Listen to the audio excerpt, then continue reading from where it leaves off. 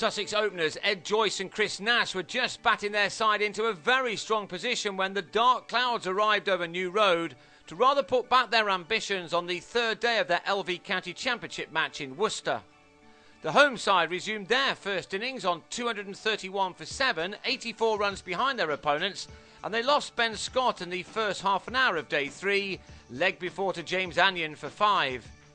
Worcestershire knew the importance of reducing the Sussex lead as much as possible, and Jack Shantry and David Lucas added a further 16 runs.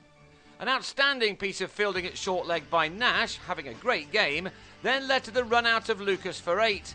Such things have of course been seen before, but not that often.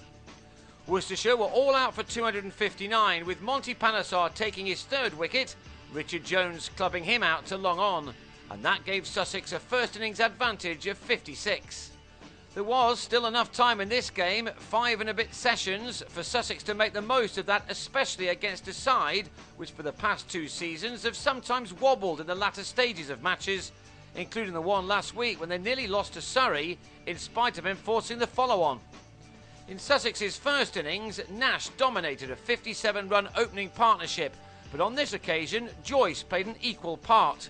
Indeed, the Irishman was timing the ball magnificently from the start of his innings, most notably when he flicked Lucas off his hip for a maximum.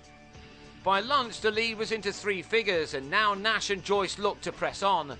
They've had some outstanding partnerships before, these two, and this one was starting to build very nicely. Their aim would now be to bat their side out of sight. Both men reached 50s, one straight after another. Joyce got to his off 95 deliveries with 5 fours and a 6, while Nash in his 100th first-class game did it for the second time in the match off only 64 balls, 8 of which had brought him boundaries. For the second time in 2 games, Worcestershire were finding life much more challenging with the ball in their hands in the second innings.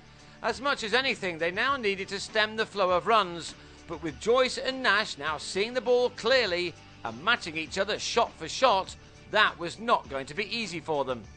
Joyce was especially strong square of the wicket as he recorded his highest score of the season to date. Both men may have fancied hundreds, but midway through the afternoon session, a darkness descended over the ground and no further play was possible. Joyce with 70 and Nash with 69 had taken their partnership to 143 to give their side a lead of 199. 100 more than that without the bad weather would have given them a great chance of winning this match on the final day, had those 44 overs not been lost.